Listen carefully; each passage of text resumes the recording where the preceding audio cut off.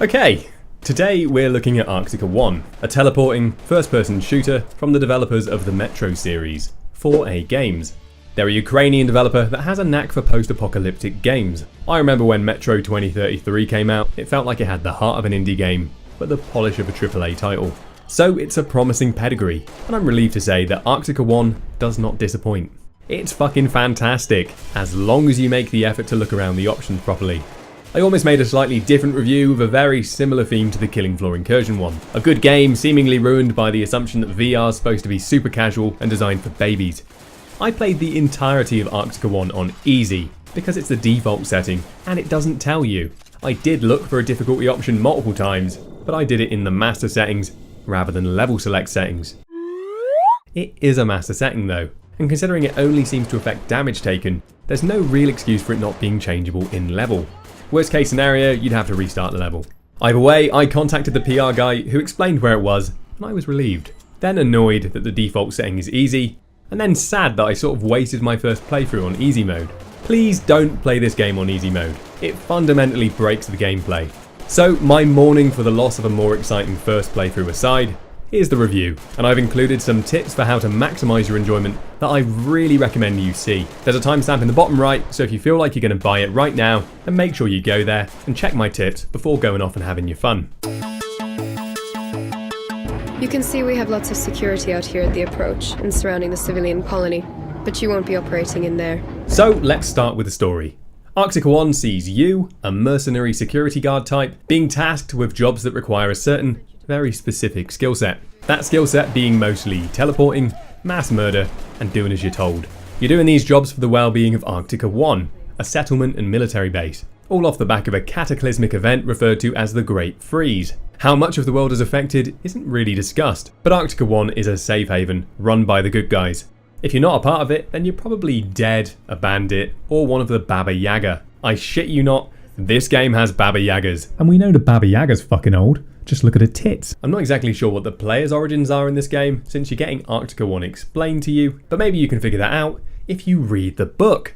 Yes, there is a book. In fact, they made the very wise decision to bring in a proper writer, Christy Golden. She's done a bunch of gaming related books, and I can't say I've read any of them, but looking at the Amazon reviews, they're pretty well received. The idea of making a book for a game that's pretty short and where story is definitely a driving force but not really the focal point is... well, it's kind of cool. From what I understand, Christy was brought in not just to make the book, but to create a cohesive world, and develop the story for the game itself too. The benefits of having a good writer on hand are really obvious, and the writing and dialogue is generally good and supports the theme, but isn't as powerful as the gameplay or visuals for drawing you in. It's not amazing, but there's always a good enough reason for what you're doing. Nothing is ever easy. Most things I can decrypt on my own, but for this, I'll need access to HQ. I'll just send... Wait, what? The uplink just got interrupted. The word dystopia is used, and ARKTIKA's fairly sci-fi, so you'd be forgiven for thinking that there might be the kind of themes typical of sci-fi dystopian movies, like evil totalitarian regimes. That threw me, but it turns out dystopias can just be post-disaster, i.e. the Great Freeze. So be careful with your expectations if you're a fan of that kind of thing like I am. Morality in this game is very black and white, and this game does a lot more alluding to backstories than elaborating on them, but it creates good pacing, so that's a good thing. If you're like me, you may feel a bit of a third wheel at times, just sort of standing there awkwardly whilst people have shared their backstories. Don't expect all of the questions raised to be answered. One thing you'll notice during the intro is that visually, she's stunning. I mean, it's stunning. The intro is really smooth. The visuals and sound are spot on, and everything just feels proportionally right, which really helps with the immersion. It is a bit weird that the car's designed with no seat for the passenger, and there's one awkward moment where your girl Victoria's expositioning at you inside the car, and some guy outside of the car, quite far away, is louder. Name A wall was built to protect them, but the old travel hub was pretty useless and wasn't enclosed. You are very welcome. I'm meeting Later though, it was put to good use processing deuterium. But in general, the introduction sets a precedent that thankfully is continued throughout, which is that ARKTIKA.1 is a damn polished game. You get given your guns, a bit of training, there's a little one-liner about teleporting which I'll forgive because it was way less corny than Killing Floor, and within 15 minutes of launch and an encouraging introduction, you're ready to go in the first level. There's 6 levels in the game, and you'll do multiple missions in some of them. Each level has its own theme and is visually distinct, and the return missions aren't just retreads and have story related reasons. It's a sort of Eastern European industrial sci-fi look you'd expect from 4A, and the first level is of course, the Metro. After opening the first door, I found myself being smacked in the face by happy memories of Time Crisis. You get thrown straight into the combat, which is in general a very natural and enjoyable experience. The way that movement works in ARKTIKA is that you teleport to a node by pressing a button whilst looking at it. The node shows you exactly which way you'll be facing, and it will have a colour, either blue or orange, which indicates the level of cover. Blue being, yes there's cover, and orange indicating you'll be stood there with your pants down. You start off with 2 guns, one of which is your average pistol with a magazine which you reload by lowering your gun to your hip, and the other is a 6-shooter which you reload by flicking your wrist outwards to release the barrel and flicking it back in. The reloading is fast and half automated, but the fact that you're doing an action that is weapon specific and that there are more than just 2 weapons and 2 reload types feels natural and keeps it fast paced. There is a slight lead time on your bullets, which I'm not a fan of. It always feels weird aiming ahead of somebody to drop them. Also, your bullets are all like tracer rounds, which personally I find myself having to try to ignore because there's a tendency to use your previous bullets to aim, rather than using your iron sights or scope. Your average bandit will die to a single headshot or a few body taps, and there are heavies that will die to headshots but take a lot of body shots. There are a few other enemy types, but in general the game involves killing blokes with a few different types of weapons. I personally liked that it stayed grounded throughout because it makes the more excessive weapons remain excessive and the more standard weapons stay viable.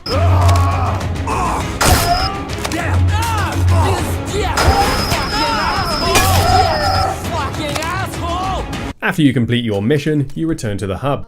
It has a command deck where you can select your missions, which you don't really need to do much in your first playthrough. And each mission earns you money, which you can go and spend in the armory. It wasn't until after I beat the game that it occurred to me just how weird it is that you're the premier defender of ARKTIKA 1, single-handedly tasked with saving the day, at least as far as killing people goes, and they make you pay for your guns out of your wages. It's fucked up and downright irresponsible. The armory itself is really excellent. You have a 3D printer which you can use to print new guns. Generally you can afford 1 per level. And there's a good variety of weaponry on offer, something like 8 pistols. You've got a gun that does halo on people, you've got curving bullets, and you've even got a face melting ray. The weaponry runs the gamut from traditional to futuristic, and each weapon has multiple upgrades, typically a damage buff, a capacity buff, and a laser sight. You can also buy upgrades to your armor, which regenerates after a period of not being hit, and there's a shield which I didn't really like.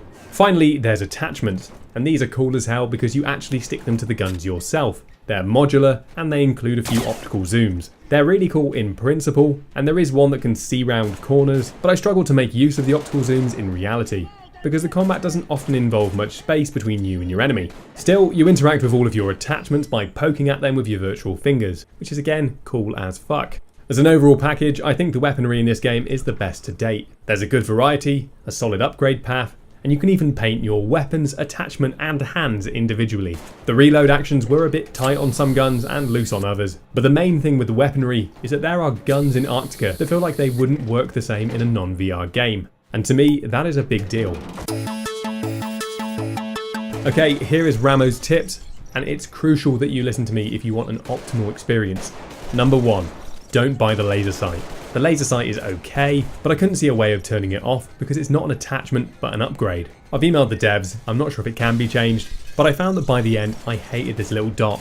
As I said, all of your rounds are tracer rounds, which you'll already do your best to try and ignore because you don't want to end up holding your guns at your hips all lazy like and aiming using your previous shots. Iron sights are just way cooler. Laser sights are for babies. You've been warned. Number 2, buy the flashlight upgrade if you want, but don't leave it on all the time. Don't rush the flashlight upgrade. I'd recommend only buying it if you specifically find you need it. This is for 2 reasons. Firstly, no level is designed so that you absolutely require it. Having it will make you smack your head in frustration as there's these glow stick sections where you need light to see where you can go. Your flashlight doesn't help you for this, it's just awkward. Secondly, having a flashlight makes some of the cool dark section bits less exciting and less spooky than they were intended to be. I played them both ways and trust me, it's cooler without the flashlight. Number 3, crank that difficulty up. The whole game took me around 4.5 hours on easy mode. It would have taken a good deal longer on hard, but also playing on easy requires you to use the cover all of never. You only get one first playthrough, so get your money's worth. Number 4, don't buy the health upgrades unless you need them. This one goes with the difficulty. You want to use the cover properly and get your body moving in real life. Trust me, it's not too strenuous. The hard mode is hard, but even in the later levels, if you use certain weapons like the Man Burner 5000, you will end up being a bit overpowered. This is because the enemies are mostly humans and they don't get more tanky with increased difficulty. They still have squishy human brains housed behind explodable human faces. The cover mechanics built into the node teleport system are really good. There's some really creative spots to hide behind and peek your gun out from. Make yourself use them. There you go. If you follow my tips, you're now playing the best VR game made to date and getting your money's worth.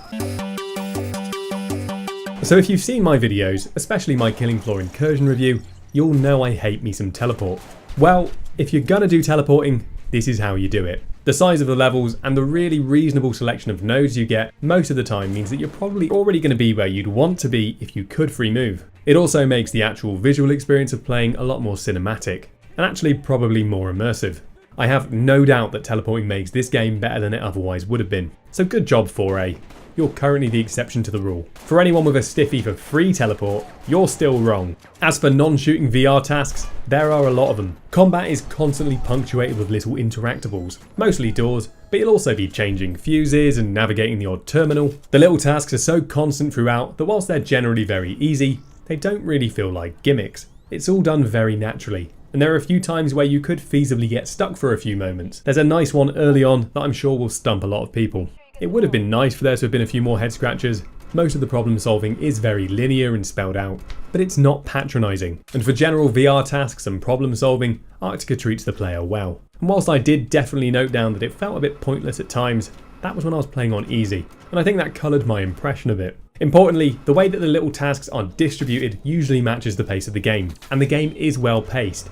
As the game comes to a close and the death count shoots up, I definitely notice less time spent doing little tasks that would have killed the flow. So you can tell the game looks good, but the amount of things to see and hear in ARKTIKA is really impressive. The amount of recycled assets is really low compared to the competition, and there were times where I was amazed with how quickly I was supposed to teleport through a section with no enemies, but a clearly unique design that took work to create. It's obvious that the devs cared about making impressive and distinct scenes throughout the entire game. Take for example the start of one of the levels midway in. It is gorgeous. ARKTIKA offers some really nice views, and even tugged at my emotions from time to time with scenes reminiscent of games like BioShock. Don't get me wrong, it's not on that level for spectacle, but it does a good job and had me feeling optimistic about the future of VR shooters.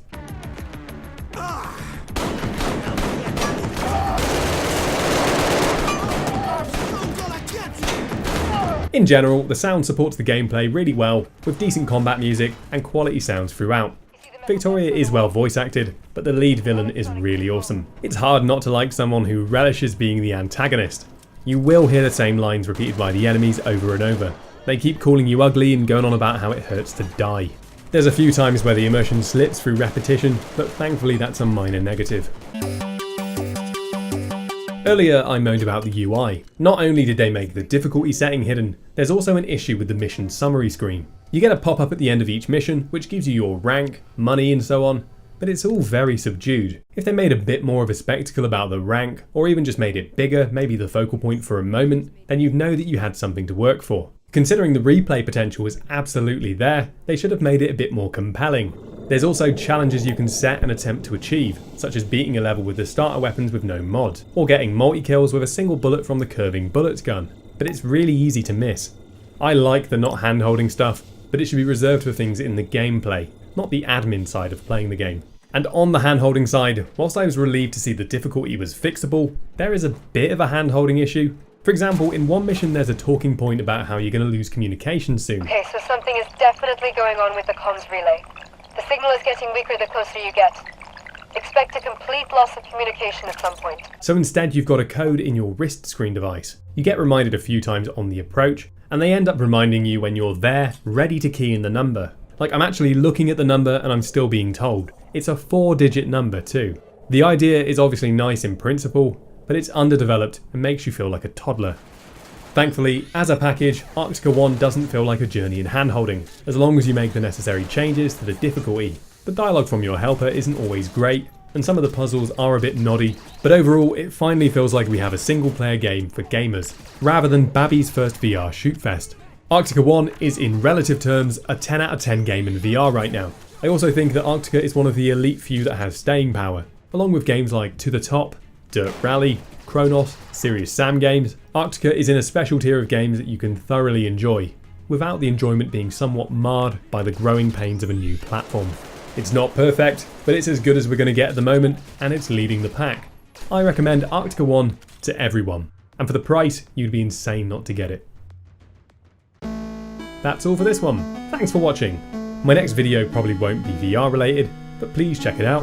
I have got 3 fantasy games in early access, but when a game like ARKTIKA comes out, it has to jump to the top of the list. Please like and subscribe if you enjoyed this video, and I'll see you next time.